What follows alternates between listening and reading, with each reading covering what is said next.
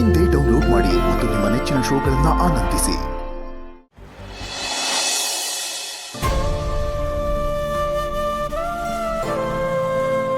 ಕೋಪದ ಕೈಗೆ ಬುದ್ಧಿ ಕೊಟ್ರೆ ವಿವೇಚನೆನ ಕಳ್ಕೊಂಡ್ಬಿಡ್ತೀವಂತೆ. ಅಂಬಿಕನ್ಗೆ ಸಂಬಂಧಪಟ್ಟ ಯಾವುದೇ ವಸ್ತುಗಳು ಮನೇಲಿ ಇರಬಾರ್ದು ಅಂತ ಅದನ್ನೆಲ್ಲ ನಾವು ಬೇರೆ ಕಡೆ ಶಿಫ್ಟ್ ಮಾಡಿಸಿದ್ವಿ ಅನ್ನೋ ವಿಷಯ ನಿನಗೆ ನೆನಪಿದೆ ತಾನೆ? ಅಂಬಿಕಾ ಪೂಜೆಗೆ ಇದೇ ಸೀರೆನೆ ಉಟ್ಕೊಂಡಿದ್ಲು ಅಂತ ದುರ್ಗಂಗ್ ಹೇಗೆ ಗೊತ್ತಾಗ್ಬೇಕು? ಅಂಬಿಕನ್ ಬಗ್ಗೆ ಯಾವುದೇ ವಿಚಾರನೂ ಗೊತ್ತಿಲ್ದಿರೋ ದುರ್ಗಾ ಅಂಬಿಕನ್ ತರನೇ ಇರಬೇಕು, ಅಂಬಿಕನ್ ಸ್ಥಾನ ಪಡಿಬೇಕು ಅಂತ ಯಾಕೆ ನಡ್ಕೋತಾಳೆ ಹೇಳು? ಎಲ್ಲ ವಿಷಯ ತಿಳಿದಿರೋ ನೀನೇ ಹೀಗ್ ನಡ್ಕೊಂಡ್ರೆ ಹೇಗಪ್ಪ ಶರತ್?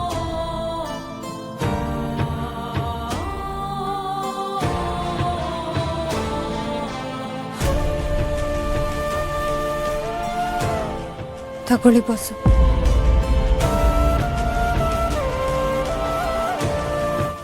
ಏನದು? ಅಂಬಿಕಾ ಅವ್ರ ಸೀರೆ.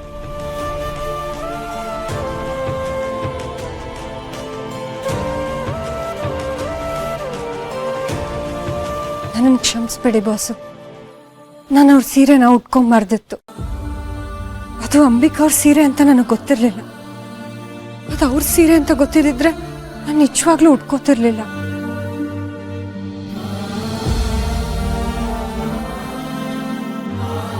ಆಯ್ನೋ ದುರ್ಗಾ, ನಾನು ನಿನ್ನ ಹತ್ರ ಕ್ಷಮೆ ಕೇಳಬೇಕು. ವಿಷಯನ ಪೂರ್ತಿಯಾಗಿ ತಿಳ್ಕೊಳ್ದೆ ತುಂಬ ಓವರಾಗಿ ರಿಯಾಕ್ಟ್ ಮಾಡಿಬಿಟ್ಟೆ. ನಾನು ಹಾಗೆ ನಡ್ಕೋಬಾರ್ದಾಗಿತ್ತು. ಐ ಆಮ್ ರಿಯಲಿ ಸಾರಿ.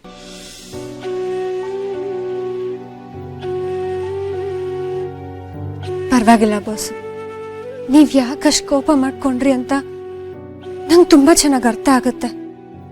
ಇದ್ರಲ್ಲಿ ನಿಮ್ ತಪ್ಪೇನೂ ಇಲ್ಲ. ಆದ್ರೆ ಇಲ್ಲಿ ನಡೀತಿರೋ ಸನ್ನಿವೇಶಗಳು, ಘಟನೆಗಳಾಗಿದೆ ಅಷ್ಟೇನೆ. ಏನೋ ಗೊತ್ತಿಲ್ಲ ದುರ್ಗಾ, ಅಂಬಿಕಾ ವಿಚಾರ ಅಂತ ಬಂದಾಗ ನಾನು ಹೀಗಾಗ್ಬಿಡ್ತೀನಿ. ಅದೇನೋ ನನ್ನ ಬುದ್ಧಿ ನನ್ನ ಕಂಟ್ರೋಲಲ್ಲೇ ಇರಲ್ಲ. ಬಾಸು, ನೀವು ಪುಟ್ ಮೇಡಮ್ ಜೊತೆ, ಮನೆಯವರೆಲ್ಲರ ಜೊತೆ ಎಷ್ಟು ತಾಳ್ಮೆಯಿಂದ ಇರ್ತೀರಂತ ನಾನು ನೋಡಿದ್ದೀನಲ್ವಾ. ಈ ವಿಷಯದಲ್ಲಿ ನೀವು ನನಗೆ ಸಮಜಾಯಿಷಿ ಕೊಡೋ ಅಗತ್ಯನೇ ಇಲ್ಲ ಬಾಸು. ಆದರೂ ನಾನು ತುಂಬ ಓವರಾಗಿ ರಿಯಾಕ್ಟ್ ಮಾಡಿಬಿಟ್ಟೆ. ನಿನ್ನ ಮನೆಯಿಂದ ಆಚೆ ಹಾಕಕ್ಕೆಲ್ಲ ಛೇ, ನೆನೆಸ್ಕೊಂಡ್ರೆ ನನಗೆ ಒಂಥರ ಅನ್ಸುತ್ತೆ. ಬಾಸು, ಹೇಳ್ತಿದ್ದೀನಲ್ಲ, ಕೆಲವು ಸಲ ಪರಿಸ್ಥಿತಿ ಹಾಗಿರುತ್ತೆ ಅಷ್ಟೆ. ನೀವು ಅಷ್ಟೊಂದು ಕೋಪ ಮಾಡ್ಕೊಂಡಿದ್ದು ತಪ್ಪು ಅಂತ ನನ್ಗಂತೂ ಅನಿಸ್ತಾ ಇಲ್ಲ. ನೀವು ಪಾಪ ಪ್ರಜ್ಞೆನ ಅನುಭವಿಸ್ಬೇಡಿ ಬಾಸು. ಅರ್ಥ ಮಾಡ್ಕೊಂಡಿದ್ದಕ್ಕೆ ಥ್ಯಾಂಕ್ಸ್ ದುರ್ಗಾ. ಆದರೂ ಪ್ರತಿ ಸಲ ನಾನು ಇನ್ನ ತಪ್ಪಾಗಿ ತಿಳ್ಕೊಂಡು ನಿನಗೆ ಹರ್ಟ್ ಮಾಡ್ತೀನಿ. ಆದರೆ ನೀನು ತುಂಬ ಇನ್ನೋಸೆಂಟ್. ಅದನ್ನೇನು ಮನಸ್ಸಲ್ಲಿ ಇಟ್ಕೊಳ್ದೆ ಹಾಗೆ ಸುಮ್ಮನಾಗ್ಬಿಡ್ತೀಯ. Thanks again Durga. ಬಾಸು, ನೀವು ನನ್ನ ಮೇಲೆ ತಪ್ಪು ತಿಳ್ಕೊಂಡು ಕೋಪ ಮಾಡ್ಕೊಂಡಿದ್ದೀರಾ ಅಂತ ನನಗೆ ಗೊತ್ತಾದ ಮೇಲೂ ನಾನು ಕೋಪ ಮಾಡ್ಕೊಂಡ್ರೆ ಅದ್ರಲ್ಲಿ ಏನು ಅರ್ಥ ಇರುತ್ತೆ ಹೇಳಿ? ಕೆಲವೊಂದ್ಸಲ ನೀನು ತುಂಬ ಬುದ್ಧಿ ಇರೋರ ಥರ, ತುಂಬ ಒಳ್ಳೆಯವ್ರ ಥರ ಆಡ್ತೀಯ. ಆದರೆ ಪ್ರತಿ ಸಲ ಅಲ್ಲ ಬಾಸು. ನಾನು ಯಾವಾಗಲೂ ಒಳ್ಳೆಯವಳೇನೆ. ನಿನಗೆ ನೀನೇ ಬಿಲ್ಡಪ್ ಚೆನ್ನಾಗಿ ಕೊಟ್ಕೋತೀಯ. Jokes apart. ದುರ್ಗಾ, ನಾಳೆ ಹಿತಾ ಬರ್ಡೇ. ಹೌದಾ? ನಾನು ಅವಳಿಗೆ ಏನಾದರೂ ಸ್ಪೆಷಲ್ ಮಾಡಬೇಕು ಅಂತ ನನಗೆ ಆಸೆ. ಅದೇನು ಮಾಡಲಿ, ಅವಳಿಗೆ ನಾನು ಏನು ಮಾಡೋದಕ್ಕೂ ನನಗೆ ಅಲ್ಲೋನೇ ಮಾಡಲ್ವಲ್ಲ. ಆದರೆ ನೀನೇನಾದರೂ ಮಾಡಿದ್ರೆ ಅವಳು ಬೇಡ ಅಂತ ಹೇಳಲ್ಲ. ಹೌದು ಬಾಸು, ನೀವು ಹೇಳಿದ್ದು ಒಳ್ಳೇದೇ ಆಯ್ತು.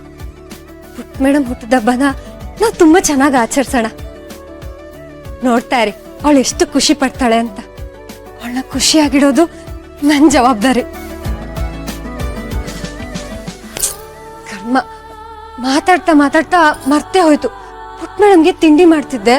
ಪಾಪ ಅವಳು ಹಸ್ಕೊಂಡಿರ್ತಾಳೋ ಏನೋ. ಬರ್ತೀನಿ ಬಾಸು.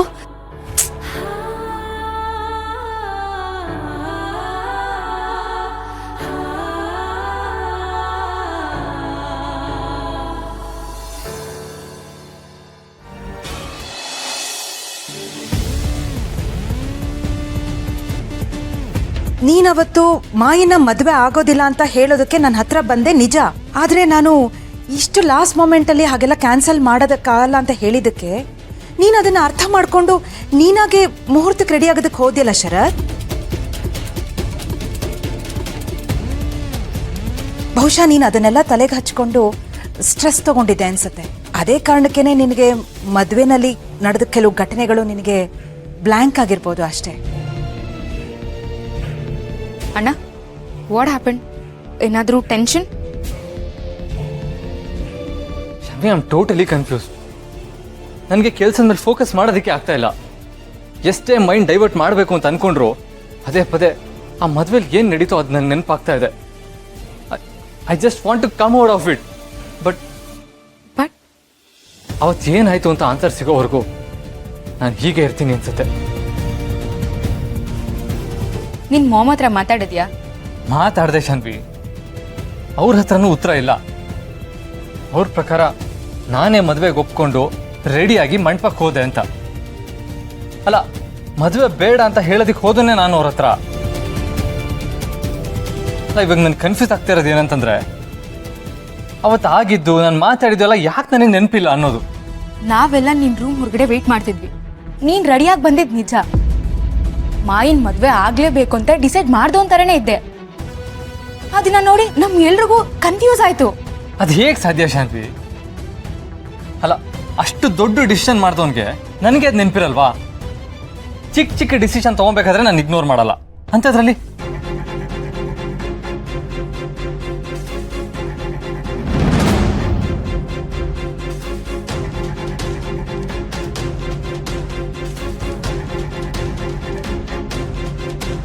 ಶಾನ್ವಿ, ಈ ರೀತಿ ಆಗ್ತಾ ಇರೋದು ಎರಡನೇ ಸಲ. ಮೊದಲನೇ ಸಲ ಅಂಬಿಕಾ ತೀರ್ಕೊಂಡಾಗ ಅವಾಗಲೂ ಹೀಗೆ ಆಗಿತ್ತು. ಅಂಬಿಕಾ ಯಾಕೆ ಅಲ್ಲಿಗೆ ಹೋದ್ಲು? ಅಲ್ಲಿ ಏನಾಯ್ತು?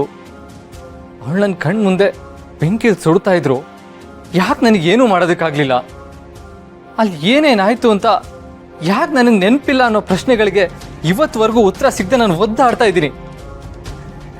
ಆ ಪ್ರಶ್ನೆಗಳೇ ಸಾಲದು ಅಂತ ಇವಾಗ ಈ ಹೊಸ ಪ್ರಶ್ನೆಗಳು ಬೇರೆ. ಅಟ್ಲೀಸ್ಟ್ ಅಮ್ಮಂಗೆ ಇದ್ರ ಬಗ್ಗೆ ಗೊತ್ತಿರುತ್ತೆ, ಅವ್ರ ಹತ್ರ ಮಾತಾಡಿದ್ರೆ ಕ್ಲಾರಿಟಿ ಸಿಗುತ್ತೆ ಅಂತ ಅನ್ಕೊಂಡಿದ್ದೆ. ಆದ್ರೆ ಅವ್ರು ನೋಡಿದ್ರೆ ಸ್ಟ್ರೆಸ್ಸಿಗಾಗಿರ್ಬೋದು ಅಂತ ಹೇಳ್ತಾ ಇದ್ದಾರೆ. ಸ್ಟ್ರೆಸ್ಸಿಂದ ಆಗಿರೋದಕ್ಕೆ ಸಾಧ್ಯ ಇಲ್ಲ. ಅಲ್ಲ, ನಾನು ಮಾತಾಡಿದ್ದು ನಾನು ಮಾಡಿದ್ದು ನನಗೆ ನೆನಪಿರಲ್ವಾ ಹೇಳು? ನನಗೂ ಗೊತ್ತಾಗ್ತಿಲ್ಲ ಅಣ್ಣ. ಬಟ್ ಇವಾಗ ನೀನು ಏನು ಮಾಡಬೇಕು ಅಂದ್ಕೊಂಡಿದ್ಯಾ? ನನಗೆ ಎಲ್ಲ ಪ್ರಶ್ನೆಗಳಿಗೂ ಆನ್ಸರ್ ಸಿಗಬೇಕು. ಹೇಗಣ್ಣ? I know a way. ಏನು ಮಾಡಬೇಕು ಅಂತ ನನಗೆ ಗೊತ್ತು.